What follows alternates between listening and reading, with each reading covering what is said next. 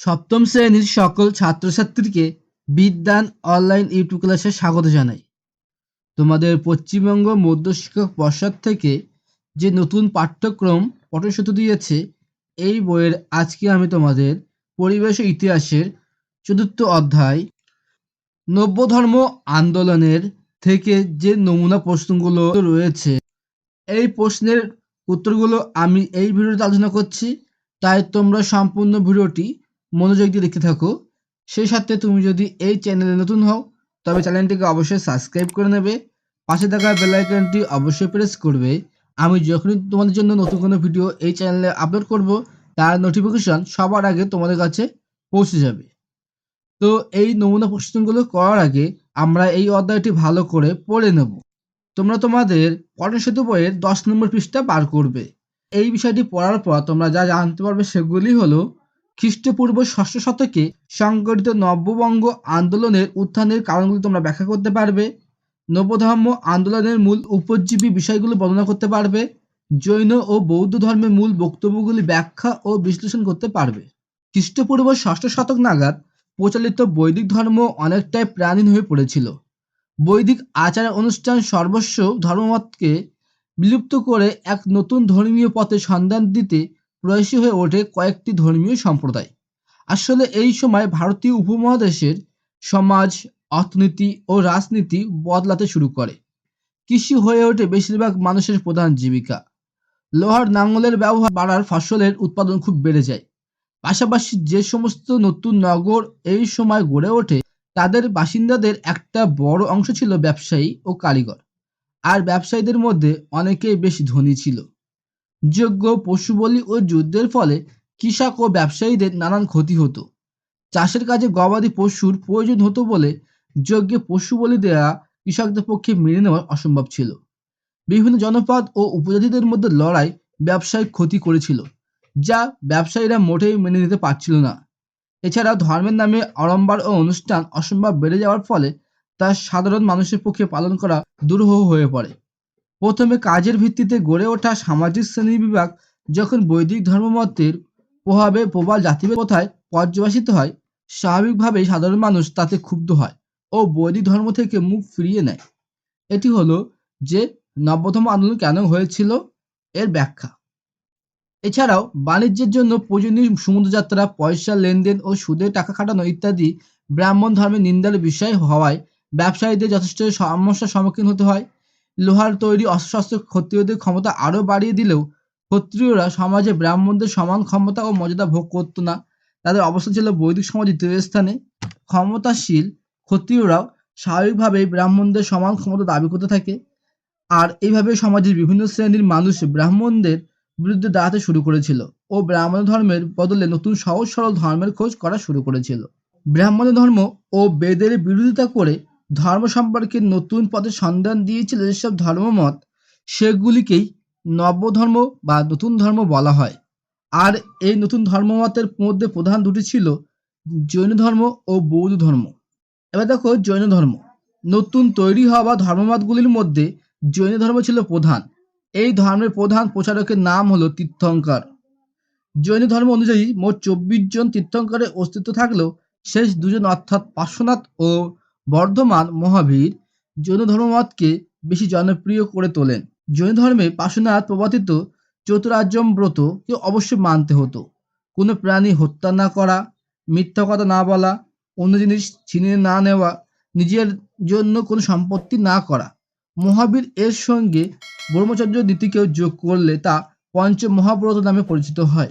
সৎ বিশ্বাস, সৎ জ্ঞান ও সৎ আচরণের উপর জৈনরা জোর দিতেন, যাকে জৈন ধর্মের ত্রিরত্ন বলা হয়।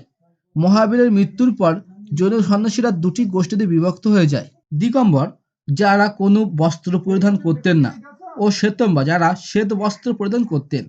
জৈন ধর্মের মূল উপদেশগুলি 12টি ভাগে সাজানো হয়েছিল, যাদের দ্বাদশ অঙ্গ বলা হয়। ব্রাহ্মণ ধর্মের আচার অনুষ্ঠান সর্বসত্তার বদলে সহজ সরল ধর্মের উত্থানের ক্ষেত্রে জৈনদের নিঃসন্দেহে গুরুত্বপূর্ণ ভূমিকা ছিল। বৌদ্ধ ধর্ম। বৌদ্ধ ধর্মের প্রচারক ছিলেন গৌতম বুদ্ধ, যিনি নেপালের তরাই অঞ্চলের কপিলাবস্তুর ক্ষত্রিয় বংশে অর্থাৎ শাক্য বংশে জন্মগ্রহণ করেন। প্রায় 6 বছরের তপস্যার পর বোধি বা জ্ঞান লাভ করে ক্ষত্রিয় পরিবারের সিদ্ধার্থ বুদ্ধ নামে পরিচিত হন। বোধিবৃক্ষের নিচে বোধি বা জ্ঞান লাভ করার পর তিনি তার উপদেশ সারনাথের তার 5 জন সঙ্গীর মধ্যে প্রচার করেন, যা ধর্মচক্র প্রবর্তন নামে পরিচিত। গৌতম বুদ্ধ দুঃখের হাত থেকে মানুষকে মুক্তির পথ দেখানোকেই তার ধর্মদর্শনের মূল কথা বলে বর্ণনা করেছেন। চতুরার্যম সত্য ও অষ্টাঙ্গিক মার্গ অনুসরণ করলে যে মানুষ দুঃখ কষ্ট থেকে মুক্তি ও নির্বাণ লাভ করবে তা বুদ্ধদেব সহজ সরল ভাষায় প্রচার করেন। নির্বাণ বা মুক্তিলাভের উপায় হিসাবে কঠোর তপস্যা বা চূড়ান্ত ভোগবিলাস নয়, মধ্যপন্থা অনুসরণ করার কথা বলেছিলেন। গৌতম বুদ্ধের মৃত্যুর পর বৌদ্ধ ধর্মের নানা বিষয় নিয়ে আলোচনার জন্য 4টি বৌদ্ধ ধর্মসঙ্গীত অনুষ্ঠিত হয়। পরবর্তীকালে বৌদ্ধ সন্ন্যাসীরা মহাযান ও হীনযান এই 2 দলে বিভক্ত হয়ে যায়। বৌদ্ধ ধর্মের প্রধান গ্রন্থ হল ত্রিপিটক, যার মধ্যে আছে সূত্র পিটক, বিনয় পিটক ও অভিধর্ম পিটক। বৌদ্ধ ধর্ম পরবর্তীকালে ভারতবর্ষের গণ্ডি ছড়িয়ে পৃথিবীর বহু দেশে ছড়িয়ে পড়ে। মনে রাখা জরুরি, খ্রিস্টপূর্ব 6শ শতকে বৈদিক ধর্মের প্রতিবাদ করে নব্য ধর্ম আন্দোলন সূচনা হয়। নতুন ধর্মমতগুলির মধ্যে প্রধান 2টি ধর্মমত ছিলেন জৈন ধর্ম ও বৌদ্ধ ধর্ম।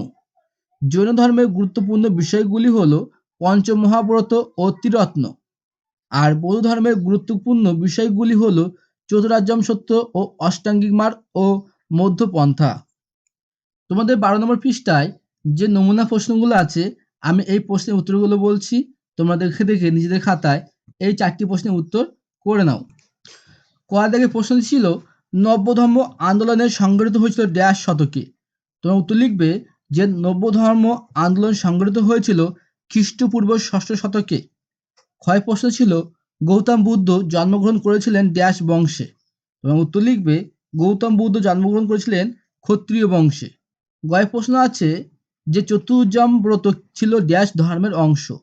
উত্তর লিখবে চতুর্যাম ব্রত ছিল জৈন ধর্মের অংশ। ঘয় প্রশ্ন ছিল অষ্টাঙ্গিক মার্গ ছিল ড্যাশ ধর্মের অন্তর্গত। উত্তর লিখবে অষ্টাঙ্গিক মার্গ ছিল বৌদ্ধ ধর্মের অন্তর্গত। তোমাদের 2 দাগ দিয়েছে, নিচের বাক্যগুলি কোনটি ঠিক কোনটি ভুল লেখো। এখানে তোমাদের 4টি প্রশ্ন আছে, তো 4টি প্রশ্নের উত্তর আমি বলছি এবং কেন ঠিক কেন ভুল আমি বুঝিয়ে দিচ্ছি, তোমরা বুঝে বুঝে নিজেদের খাতায় উত্তরগুলো করে নাও। 2 এর কয়েক প্রশ্ন ছিল বৈদিক ধর্মের আচার অনুষ্ঠান সর্বসতার বিরুদ্ধে প্রতিবাদ করেই নবধর্ম আন্দোলনের সূচনা হয়, এটি কিন্তু ঠিক। ক্ষয় দাগ দিয়েছে জৈন ধর্ম অনুযায়ী মোট 14 জন তীর্থঙ্করের অস্তিত্ব ছিল, এটি কিন্তু ভুল, কারণ জৈন ধর্ম অনুযায়ী মোট 24 জন তীর্থঙ্করের অস্তিত্ব ছিল, 14 জন নয়। গয় দিয়েছে গৌতম বুদ্ধ ক্ষত্রিয় পরিবারের সন্তান ছিলেন, এটি কিন্তু ঠিক। আর ঘয় প্রশ্ন ছিল ত্রিপিটক হলো জৈন ধর্ম গ্রন্থ, এটি কিন্তু ভুল, কারণ ত্রিপিটক হলো বৌদ্ধ ধর্মগ্রন্থ, জৈন ধর্মগ্রন্থ নয়। 3 দাগে দিয়েছে নিচের ভাষায় ভেবে লেখো 3-4 লাইন। এখানে তোমার 4টি প্রশ্ন আছে, তো 4টি প্রশ্নের উত্তর বলছি, তোমরা দেখে দেখে নিজেদের খাতায় করে নাও। 3 এর কয় প্রশ্ন ছিল নবধর্ম আন্দোলন বলতে কি বোঝো। উত্তর লিখবে খ্রিস্টপূর্ব 6শ শতকে বৈদিক ধর্মের প্রতিবাদ করে ধর্ম সম্পর্কে নতুন পথের সন্ধান দিয়েছিল যে আন্দোলন, তাকে নবধর্ম আন্দোলন বলে। ক্ষয় প্রশ্ন দিয়েছে চতুর্যাম ব্রত ও পঞ্চম মহাব্রত কি। উত্তর লিখবে পার্শ্বনাথ প্রবর্তিত জৈন ধর্মের 4টি নীতি মেনে চলতে হতো, একে চতুর্যাম ব্রত বলে। এগুলি হলো কোনো প্রাণী হত্যা না করা, মিথ্যা কথা না বলা, অন্য জিনিস ছিনিয়ে না নেওয়া, নিজের জন্য কোনো সম্পত্তি না করা। আর মহাবীর এই 4টি নীতির সঙ্গে ব্রহ্মচর্য নীতিকেও যোগ করলে তা পঞ্চম মহাব্রত নামে পরিচিত হয়।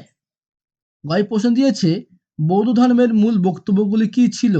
উত্তর লিখবে গৌতম বুদ্ধ দুঃখের হাত থেকে মানুষকে মুক্তির পথ দেখানোকেই তার ধর্মদর্শনের মূল কথা বলে বর্ণনা করেছেন। চতুর্যাম সত্য ও অষ্টাঙ্গিক মার্গ অনুসরণ করলে যে মানুষ দুঃখ কষ্ট থেকে মুক্তি ও নির্মাণ লাভ করবে তা বুদ্ধদেব সহজ সরল ভাষায় প্রচার করেন। নির্বাণ বা মুক্তিলাভের উপায় হিসাবেও কঠোর তপস্যা বা চূড়ান্ত ভোগবিলাস নয়, মধ্যপন্থা অনুসরণ করার কথা বলেছিলেন।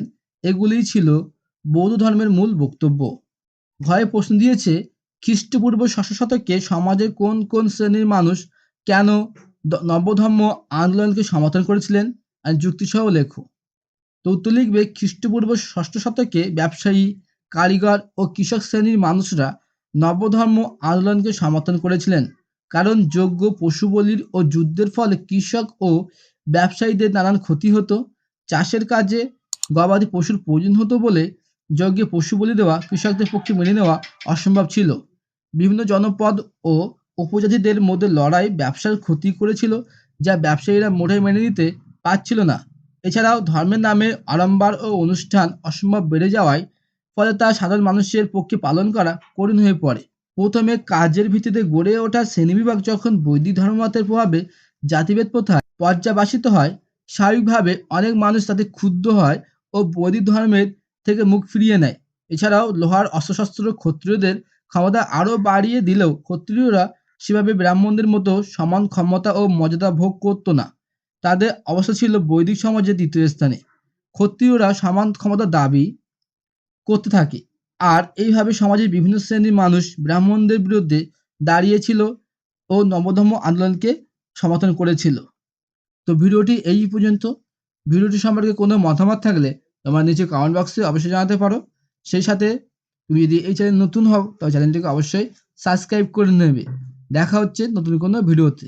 সেই পর্যন্ত